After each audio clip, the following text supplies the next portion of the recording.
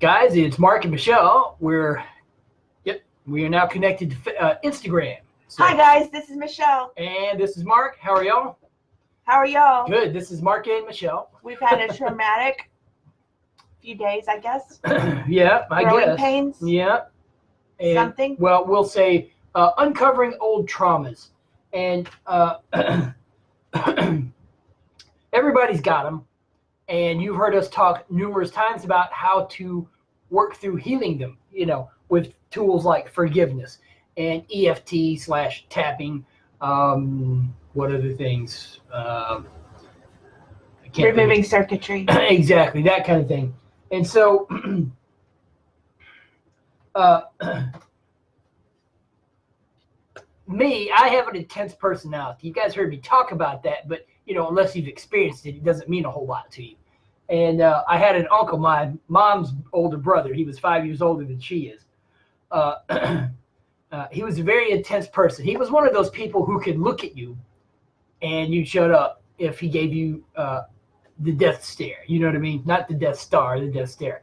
And so Uncle Danny, he was a very loving guy, but he could definitely get people quiet when they were errant, or out of line. And so I inherited that personality, but didn't know it until I started recovery. So it's been an adjustment for him. Yes. It's been an adjustment for me. It's also been an adjustment for others, for coworkers, customers, bosses at work. Customers, but the truth is I do and I don't care about customers. I understand why they're there. They're there to get something. But at the same time, any more, hey, Marlo. Hey, Marlo. But any more than that to me is pointless. Guests, customers, clients, whatever, are not gods. So anyway, all of that aside, because of that severe personality, it causes friction. And sometimes between her and I, but she's the most adjustable, adaptable person I know. And but people can be sensitive, all right? And so my personality rubs a lot of people the wrong way. Talking to one of my friends at work, she pointed out that those people who get rubbed the wrong way already are going to be rubbed the wrong way by somebody else if it isn't you, she said. That's right. And so that's a good point she made. And so that helped me realize that it really isn't so much me. There is a little bit of that, but other people have their insecurities, and they're going to be triggered by their insecurities by someone or someone else. Someone is going to. It doesn't matter whether it's me or someone else. They just have the insecurities. So anyway, the whole point of this is to say that part of that severity on my part was to protect myself.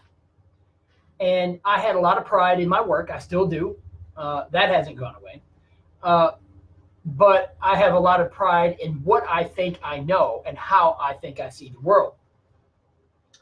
Well, that also rubs people the wrong way. There is such a thing as autistic arrogance, and many of you have seen it. I used to be that way. I've gotten rid of a lot of it. But that arrogance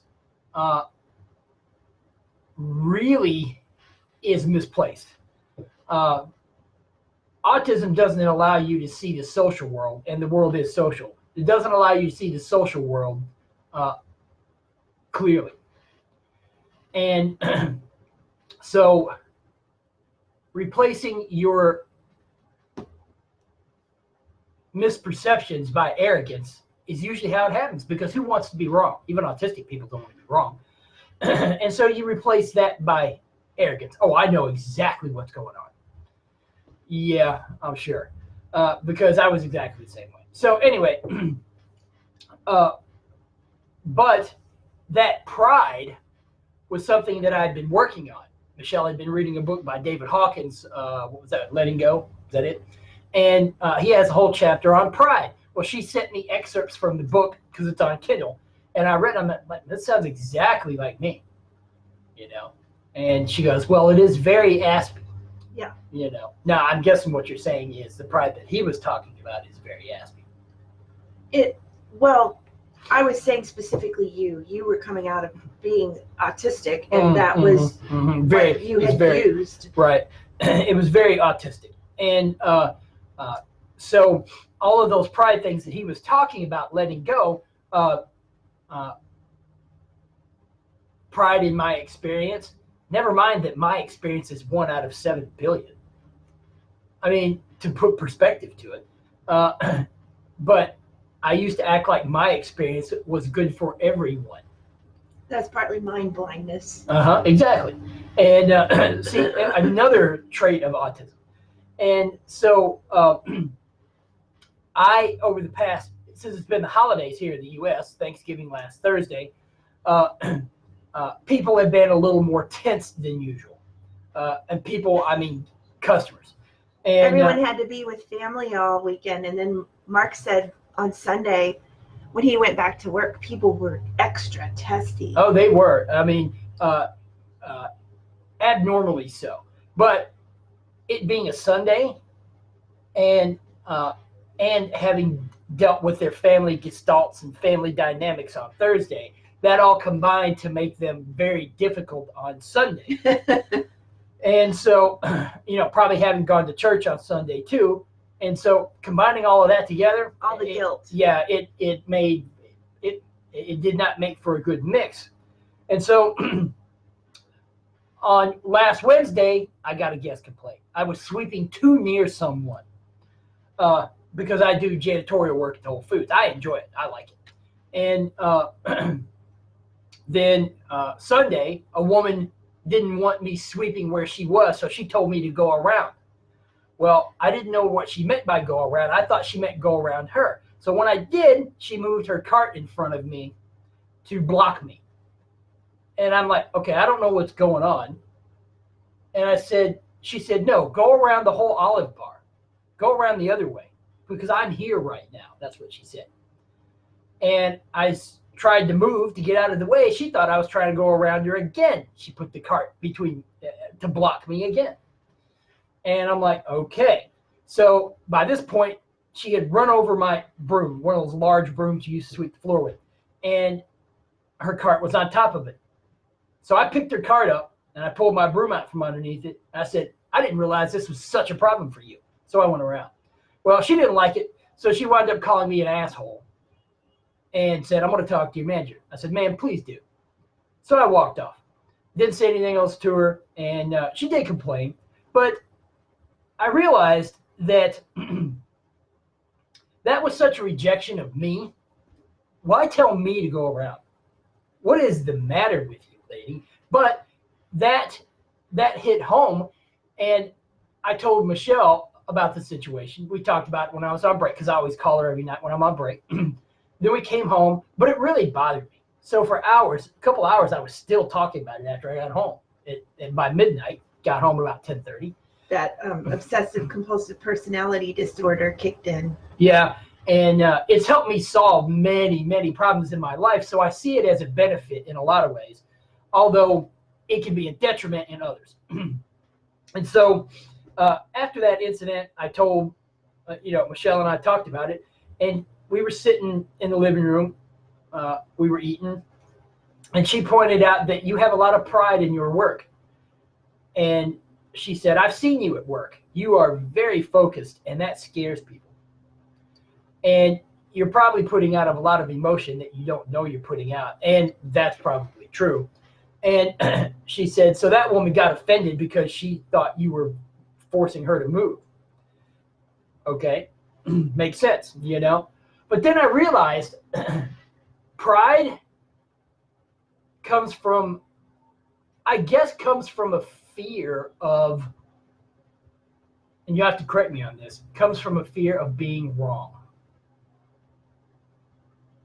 And I'm not sure what David Hawkins has to say about it, but pride, you have pride in something because you're scared. I don't know what it would be. It is duality, being definitely. Wrong. Yeah, being wrong. And it's right or wrong. And what I realized is I didn't like being wrong. I did my best to be. If I was wrong, I was wrong. I mistook a girl at work. I thought she told me she was married. She wasn't. And she goes, "Where did you get that from?" I said, "Well, you know what? Then I'm just wrong." You know. But that surprised her because who admits that they're wrong? Thing is, though, I didn't admit to myself the feelings that I had about being wrong, so I didn't like being wrong. You know. Well, so after we talked about it more, I realized, you know what? The reason I don't like being wrong, and we figured it out the other night. It was a very deep-seated dislike of being wrong because when you grow up autistic, you are unwanted by most people. In most situations, you are unwanted. And whether folks out there want to admit that or not, you talk about inclusion. But the truth is, when you don't live up to people's emotional expectations, people just label you as wrong. They don't label you as dysfunctional or broken or anything else. They label you as wrong. And because they don't see the world much better than you do. But they label you as wrong and unwanted. Those two things, I felt like my whole existence was wrong, and I felt totally unwanted. And I guarantee you that is at the core of many people on the spectrum. That's at the core of their issues. That's why most of the adults that I've encountered are angry, because they feel like the world is telling them that they're wrong. I get it. I totally get it. But there's only one way you're going to completely fix that and get over that, and that is heal. Because no matter how much you cry for inclusion and you demand it and you try to force people to include you, it is never going to be on your terms. It is never going to be fully accepting of you until you learn to accept yourself and until you learn to heal the dysfunctional parts of you. And so I had to spend probably an hour and a half yesterday in my bathroom working through all of the feelings that brought up, because at 51, that haunted me. It's haunted me for the half century that I've been alive, or most of it, because I saw people treat me. I remember an organic chemistry professor. He saw me again. It was like the third time I'd taken the class from him. He picks me out of a class of 240. And when he saw me, he was just like, that's exactly what he did. Tell the podcasters. He shook his head. He was just flabbergasted that I was back in there. And I didn't get treated by that guy well at that particular time I took it. And I had other teachers, other professors in college do the same thing, because they couldn't understand why I would just continually fail. Well, they couldn't understand, but I'm going to be honest, they didn't try to understand. I don't think I had a single teacher go, hey, you know what? Let me help you get the help you need. I never had a single college, maybe because I was an older student in my 30s at that point, and I guess they figured by the time you're in your 30s, you ought to know what the hell you're doing by now, you know? And but I didn't. You know, autism stunted my growth. It really did, because I'm still learning social things that kids learn 10 or younger. And huge things like disappointment and how crappy people can actually be, you know. And because Michelle, her stories are like, yeah, but I learned this as a kid, she'd say, you know. But I'm 51 still learning this stuff. So, you know, it's a very different life. And so that whole thing at the very core, because autism can be a challenge to deal with when you have it and when it's in someone else's life, it becomes very frustrating, and the frustration builds and builds over time. Ask her. She knows. It builds and builds over time, and it causes short tempers, and it causes a withdrawal of openness. And yeah, love, because it taxes absolutely every area of life. You all know this because you have kids on the spectrum, and this is what happens. 24 hours a day. 24 hours a day. There is no respite rest. from autism unless they're sleeping. She said that about me. Yep. She said I could remember that I loved him when he was asleep. So what I'm telling you is, at the core, and I don't know what to I could tell you love your kids more, but I didn't see all that love. Yeah, that was the problem. All he saw was the negative stuff. Right. Because that was the only thing that was big enough to impact him. That was strong enough to impact my autistic brain. And I'll guarantee you that's the way most autistic adults are, is because most of them only see negative, because that's the only thing that's been able to get through the autism to their brains. And so their memories are invariably negative, which is why they're negative. I was the same way. I'm working hard on not being that way. But that was the reason my post yesterday, because I had to forgive my autism for causing my life to be hell. It wasn't me that caused it to be hell. It wasn't someone else. It was the autism.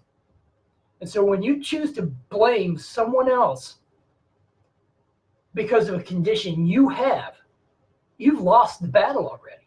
You've lost the war. And when you then come and say to someone who has healed themselves or who is trying to heal their sons or daughters from autism, well, you're disgusting and you're thoroughly despicable and hateful human beings, you lose. Those people who are healing their kids, they will win because they're healing their kids. They're hanging on to hope and they're looking for better.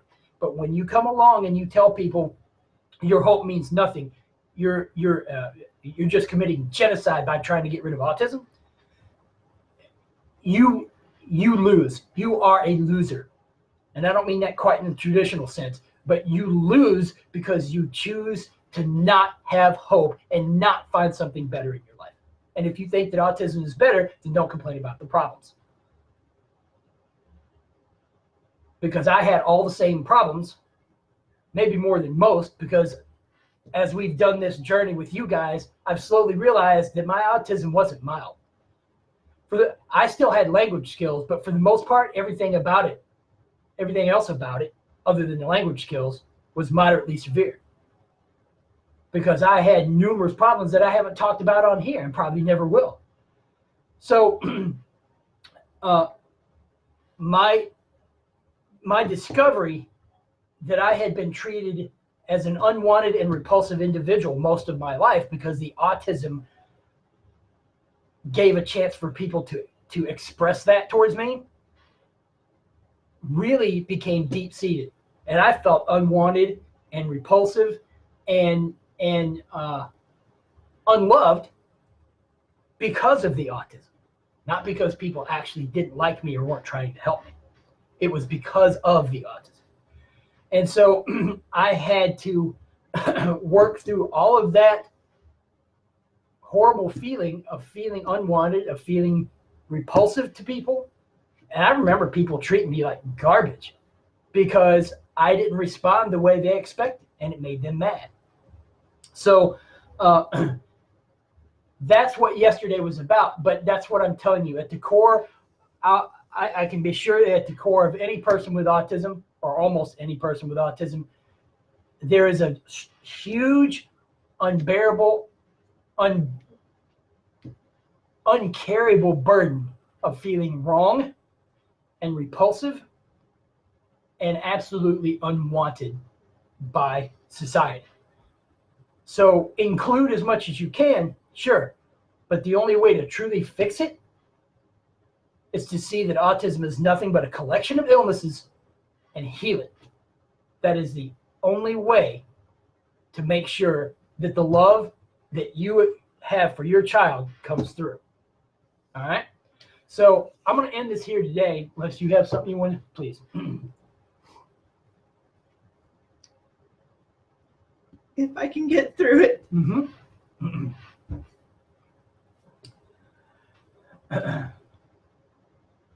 The book. Mm-hmm. What was it that I gave you You talking about David Hawkins? No, Okay. no, the recipe book back in 95. What was that got through to you?